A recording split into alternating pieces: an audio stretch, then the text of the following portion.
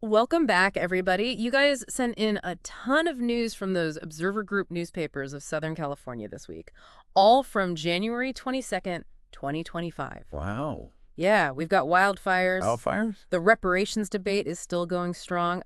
A new congresswoman is being sworn in. Uh-huh. Even some big UFC fights happened. It's a lot to unpack, but It is. one article, I don't know about you, but one article really stood out to me. You're talking about the one reflecting on Dr. Martin Luther King Jr. Exactly. I have to say, it's a powerful piece, Right. especially considering everything else happening this week. Yeah, and that's what we're all about here, right? Those deep dives Right. that connect the dots. So you've got this piece on MLK's life and work in 2025, alongside news about wildfires that are disproportionately affecting Black communities. The push for reparations is gaining momentum. You can't help but see the threads kind of weaving together a little bit. It's impossible to ignore. King's legacy isn't some historical footnote.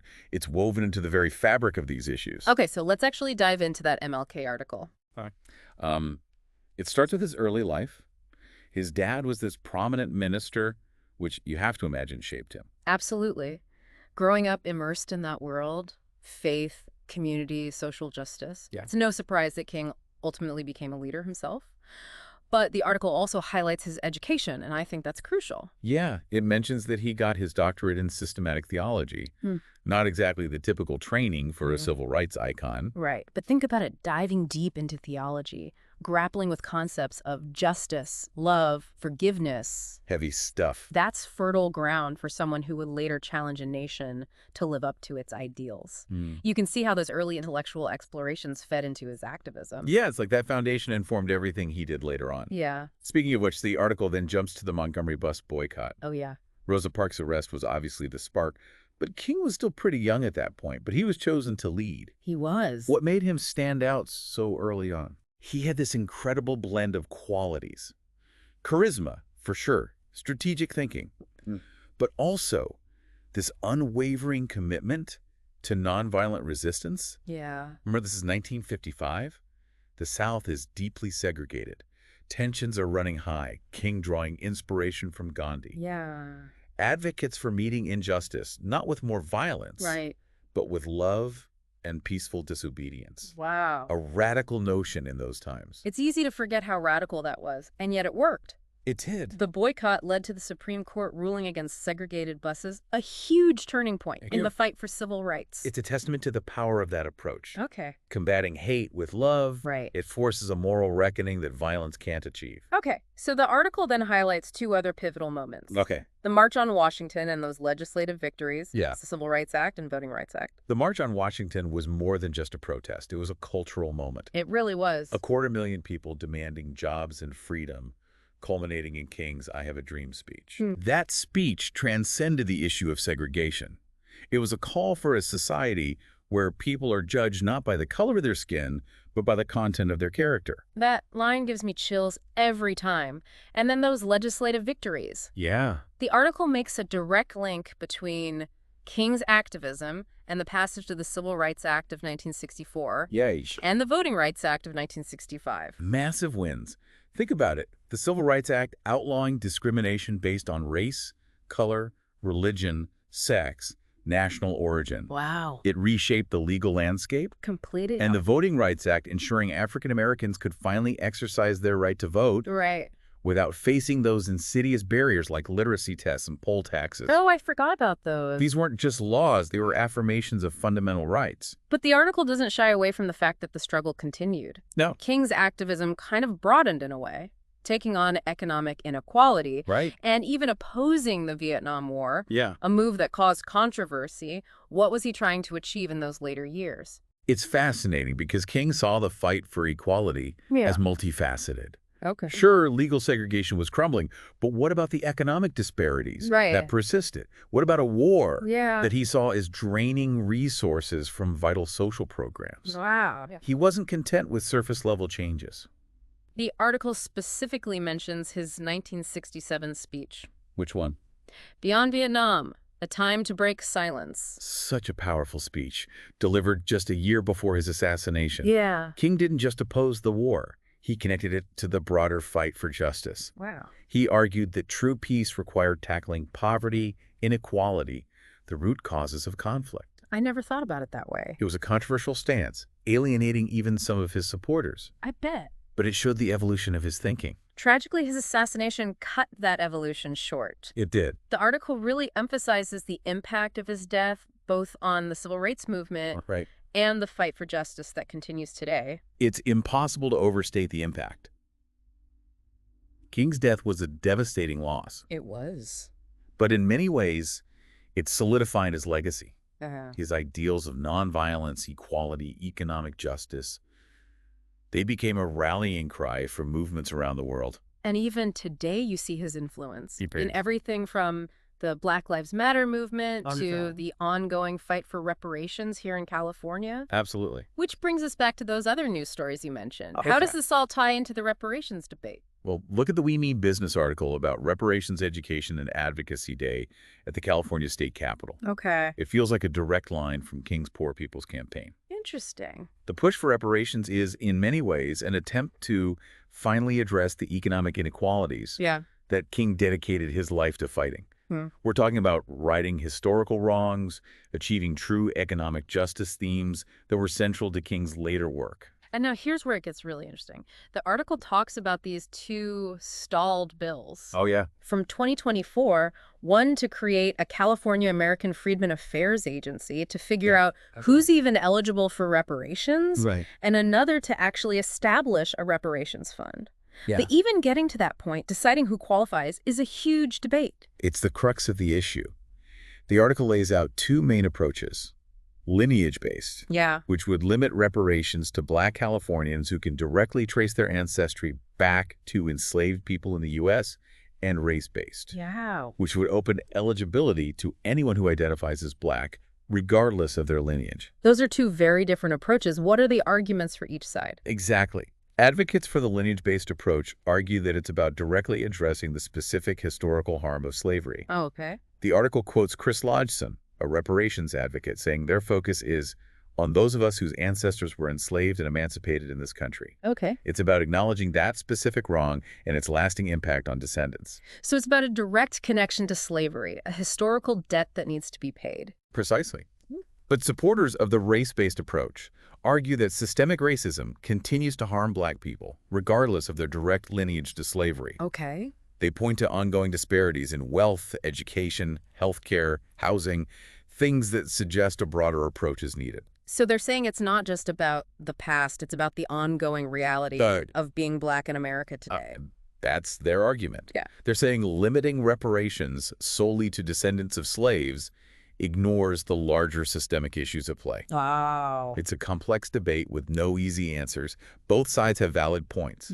And it forces us to grapple with how we define and address historical injustice. And how we as a society decide who deserves justice. And how we deliver it. It's a heavy topic, but incredibly important. It is. Speaking of heavy topics, those wildfires. Oh, yeah. The articles we have paint a really devastating picture of the destruction. You mentioned earlier how these fires are also exposing inequalities. They are. What did you mean by that? Well, the fires themselves are a natural disaster. Right. But they don't impact everyone equally. The article about the Black LA Relief and Recovery Fund really brings this home. Okay. It focuses on Altadena, a community with a high percentage of Black homeowners. Okay. That was hit especially hard. And it talks about this historical practice called redlining. Redlining. Have you ever heard of that? Vaguely. I know it has something to do with housing, but not the details. Redlining was this discriminatory practice used for decades, where banks and other institutions would literally draw red lines on maps around certain neighborhoods, often predominantly Black ones. Wow. They'd deny loans, insurance, other services to people in those areas. So it was a way to keep Black communities from building wealth, owning homes, achieving financial stability. Exactly. And what's wild is that even though redlining was outlawed decades ago, its effects linger. Oh, wow. These historically disadvantaged communities, often lacking resources and investment, end up being the most vulnerable to disasters like these wildfires. So when a fire rips through, it's not just bad luck, it's the culmination of decades of systemic disadvantage. You got it. Yeah. The legacy of redlining, combined with the ongoing effects of climate change, creates this perfect storm. The article describes the situation in Altadena in really stark terms. Thousands of structures destroyed, families displaced, lives lost. Tragedy. It quotes Patrice Marshall McKenzie from the Pasadena Unified School District talking about the urgent need for aid, food, shelter, resources for those who've lost everything. It's heartbreaking. But amidst the tragedy, you also see this incredible resilience. The Black LA Relief and Recovery Fund is a great example of that. Yeah, what is that exactly? It's a partnership specifically created to support Black communities hit by the fires. Okay. They're really stepping up. The article highlights the work of all these grassroots organizations providing food, housing, counseling, meeting those immediate needs. There's a quote from Mark Philpart, Who's that? the CEO of the California Black Freedom Fund, that really stuck with me. He says, "We're in a prime position to be able to move quickly to support them." That sense of urgency is crucial. These organizations are filling the gaps, providing aid while also advocating for long-term solutions. Yeah. They understand that recovery isn't just about rebuilding houses. Right. It's about addressing the underlying inequalities that made these communities so vulnerable in the first place. And that takes more than just money. It does. It takes real systemic change. Absolutely. Another quote that stood out to me is from Miguel Santana, Okay. president of the California Community Foundation. Okay. He says, "In the wake of these devastating fires, we can't just rebuild. We must ensure communities heal and flourish for generations to come. This is about more than recovery. It's about restoring the heart and soul of neighborhoods that hold so much history, culture, and promise." It's a beautiful sentiment. It acknowledges the deep connection people have to their communities, their history, their culture. Right. You can't just erase that with a fire. And you can't just rebuild without acknowledging the systemic factors that made these communities so vulnerable. Right. It's about building back better, Right. with equity and resilience at the forefront. Wow. So we've gone from reflecting on the legacy of MLK to unpacking the complexities of reparations to witnessing the devastating impact of these wildfires. It's heavy stuff. It is. But it feels like there's a common thread running through it all. Absolutely. Yeah. What we're seeing is a tapestry of interconnected issues. Yeah. Race, inequality, justice, the environment. Wow. They're not separate threads, they're interwoven. And understanding that connection is key to understanding the world around us. It's like King's fight for equality is still unfolding today in ways he might not have even imagined. Exactly. The fight for justice is a marathon, not a sprint. Yeah. And understanding his legacy, his vision, helps us navigate the complexities of the issues we're facing today. This has been an incredible deep dive so far, but we've only just scratched the surface of this week's news, ready to keep exploring. Absolutely. Yeah. Let's dive into some of those other stories you mentioned. I'm curious to see what other connections we can uncover. Let's do it. Okay. All right, so we've been talking about some pretty heavy stuff, from MLK's legacy to the fight for reparations and the devastating impact of these wildfires. But there's other news from this week too, right? What about this new Congresswoman, Latifah Simon? Yes, her swearing-in ceremony was quite an event. The article mentions that former Vice President Kamala Harris did the honors, which I think speaks volumes. Totally. The article highlights their long history together. Yeah. Going back to the late 90s in San Francisco, Simon was working at the Young Women's Freedom Center, and Harris was an assistant district attorney. What's fascinating is that their paths didn't just cross. They actually collaborated on a program called Back on Track. It offered alternatives to incarceration for first-time nonviolent offenders. Oh, wow. The article says it got national attention for being so innovative. What do you think that tells us about Simon's approach to criminal justice reform? Well, it shows a commitment to finding solutions outside the traditional punitive system.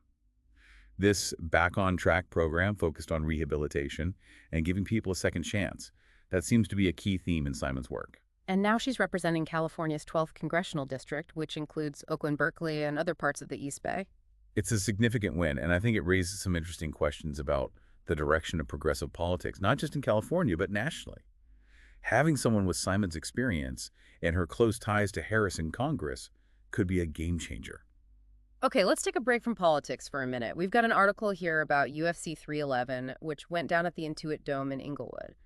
I have to admit, I'm not a huge UFC fan, but even I was curious about this one. Why is that?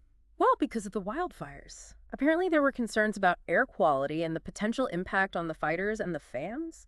The article says there was even talk of moving the event to Las Vegas. Wow, I hadn't thought about that. It's easy to forget how widespread the impact of these fires is. Even a major sporting event like UFC could be affected. But thankfully it went ahead as planned. And from the sounds of it, it was a pretty wild night of fights. There were 2 title fights on the card, and both champions defended their belts. Islam Makhachev retained his lightweight title with a first-round submission victory over Renato Moicano. The article mentions Moicano was a last-minute replacement after the original challenger, Arman Tsarukyan, had to pull out due to an injury talk about bad timing. You have to feel for Tsarukyan, but Makhachev is a beast. He's clearly at the top of his game, and this victory just solidifies his dominance in the lightweight division. The other title fight was a nail-biter. Merab Dvalishvili defended his bantamweight title against Umar Nurmagomedov. It went all 5 rounds. That's a huge win for Dvalishvili. Nurmagomedov was undefeated going in, and he's considered one of the top prospects in the division. This victory really puts Dvalishvili on the map. The article also talks about a knockout victory by Jiří Procházka over Jamahal Hill, 2 former light heavyweight champions going head-to-head. It sounds like the crowd was going crazy. It seems like it was a successful night all around. The article quotes UFC President Dana White saying, "This place is beautiful. I mean, look how badass this arena looks. Look how good it looks on TV." So many people came up to me and said, "Thank you for not pulling this fight out of LA. LA needs this, and we needed this." And obviously, when you look at the gate, everything about tonight was awesome, and yes, we will be back to LA. So despite the challenges posed by the wildfires, the UFC put on a hell of a show for the fans in Inglewood. Okay, before we wrap up this segment, there's one more article I want to touch on. It's titled Political Playback, California Capitol News You Might Have Missed. It's kind of a roundup of different political happenings. This is intriguing. What caught your eye? Well, there's a section about Mayor Karen Bass's response to the wildfires. It highlights her efforts to mobilize resources and support those affected communities. It's a crucial role for a leader during a crisis like this. What specifically has she been doing? The article mentions a bunch of things. She's been working to secure funding for temporary housing, getting firefighters and resources deployed, strategically addressing water supply issues, making sure people in evacuation zones are safe. She's even cracking down on price gouging, which unfortunately tends to happen during emergencies. It's good to hear she's taking a proactive approach. Yeah. It's not just about reacting to the immediate crisis, but also anticipating the long-term needs of those affected communities. Totally. The article then shifts to something a bit more controversial. Apparently, Governor Newsom and the California legislature have reached a $50 million deal to counter potential federal policies from the incoming Trump administration. That's interesting. What kind of policies are they anticipating? It seems like the focus is on protecting immigrants in California. The money would go towards strengthening legal defenses against things like mass deportations. Half of the funding would go to the State Department of Justice for litigation, and the other half would support legal nonprofits and immigration support centers. It sounds like they're preparing for a fight. It's a bold move, and it'll be interesting to see how it plays out. California has often positioned itself as a leader in progressive policies, and this seems to be in line with that trend. Their article mentions some pushback, though. Republicans are arguing that the state should be focusing its resources on wildfire recovery efforts instead. That's understandable with so many pressing issues. It's natural for there to be disagreements about where to prioritize resources. But this funding proposal seems to be part of a larger special session package, with votes expected soon. So we'll have to see what happens. The article also mentions Governor Newsom's efforts to streamline the rebuilding process after the wildfires. He signed an executive order that temporarily waives certain environmental review and permitting requirements to help people rebuild more quickly. That makes sense in a crisis situation. Cutting through red tape and getting aid to people as quickly as possible is paramount. Exactly. The article says this move has been praised by business leaders, but there are concerns from environmental groups who worry about the potential long-term impact. It's a tough balancing act. You want to help people rebuild their lives as quickly as possible, but you also want to make sure it's done in a way that's sustainable and doesn't further damage the environment. The classic dilemma. The last bit of this article focuses on State Superintendent of Public Instruction, Tony Thurmond. He's been visiting schools impacted by the wildfires, assessing the damage, and trying to secure resources for the recovery process. It's important to remember that disasters like these affect all aspects of a community, including education. It's good to see that Thurmond is making this a priority. He's been meeting with school officials, teachers, and students trying to understand their needs and concerns. He's also working to secure funding for temporary classrooms, educational materials, and infrastructure repairs. It's a reminder that recovery efforts are multifaceted. It's about addressing the immediate needs of individuals and families, supporting community organizations, and ensuring that essential services like education can resume as quickly as possible. So we've covered quite a bit of ground in this segment, from a new congresswoman shaking things up in Washington to a wild night of fights in Inglewood, and back to the ongoing recovery efforts after the devastating wildfires. It's almost like a microcosm of everything happening in Southern California right now. It really is, and I think it highlights the interconnectedness of these seemingly disparate events. We're seeing how politics, sports, natural disasters, and social issues all intersect and influence each other. It's a reminder that the world is a complex and ever-evolving place. You've said it. So with all of that in mind, are you ready to wrap up this deep dive and see what final thoughts and insights we can pull from this whirlwind of information? Absolutely. Let's do it. Okay, so we're back for the final part of our deep dive into this week's news from Southern California. It's been a whirlwind, hasn't it? We've covered so much ground, from MLK to reparations, the wildfires, Yeah. all of this political stuff happening in 2025. It's a lot to process, but that's the whole point of these deep dives, right? To go beyond the headlines and dig into those underlying connections and insights. Exactly. We want to help you understand not just what happened, but why it matters Yeah. and what it means for the bigger picture. So as we wrap up this episode, I'm curious, what are some of the key takeaways? Takeaways. To stand out to you, what threads have we seen kind of running through all these seemingly different stories? Well, the one that jumps out to me is that theme of interconnectedness. Yeah. We've seen how these seemingly unrelated events Right. are actually deeply intertwined. Yeah. How issues like race inequality, environmental justice, and political power all kind of intersect and influence each other. That's so true. And it's not always obvious. Yeah. At first glance, it takes stepping back Right. and looking at the bigger picture to Yeah. really see those connections. Like with the wildfires, Yeah. for example. We talked about how they're not just a natural disaster, but also a reflection of Right. systemic inequalities. The legacy of redlining, the Right. impact of climate change, the lack of investment in certain communities. Right. All of those factors contribute to the impact of these fires Exactly. on these Black and brown communities. It's a stark reminder that environmental justice isn't just an abstract concept. No. It's something that has real, tangible consequences Right. for people's lives. Another theme that really resonated with me was the idea of community resilience. Yeah. We saw it in the response to the wildfires, Well, with all of these organizations stepping up to provide aid, comfort, and support to those who've lost everything. It's incredible to see how people come together Yeah. in times of crisis to support their neighbors and communities. And it's not just about those immediate needs. It's also about advocating for long-term solutions and systemic change. Right, like with the push for reparations, for example. Yes. It's about acknowledging the historical and ongoing harms of systemic racism and demanding justice and equity for Black communities. And that fight for justice kind of brings us back to MLK, whose legacy looms large over all of these events. It does. Yeah. His vision of a beloved community. Yes. A society rooted in justice, equality, and love. Continues to inspire activists, policymakers, Yeah. and everyday citizens alike. And it's a vision that feels more urgent than ever Now, Yeah. more than ever. in these times. It's easy to feel overwhelmed by all the challenges we face. Oh, yeah. But King's legacy reminds us that even in the face of adversity, there's always hope. There is. And there's always that possibility of creating a better future. It's about continuing the work that he started, right? Right. Fighting for justice Oh. and equality in all its forms. And recognizing that we're all interconnected, We are. that our actions have consequences, and that we have a responsibility to create a world that's more just and equitable for everyone. So as we wrap up this deep dive, what are some questions that are still lingering for you? What are you still thinking about? I'm really struck by the complexity of the reparations debate. Yeah. It's such a multifaceted issue with no easy answers. Right. I want to continue to learn more about the different perspectives and grapple with those ethical and logistical challenges involved.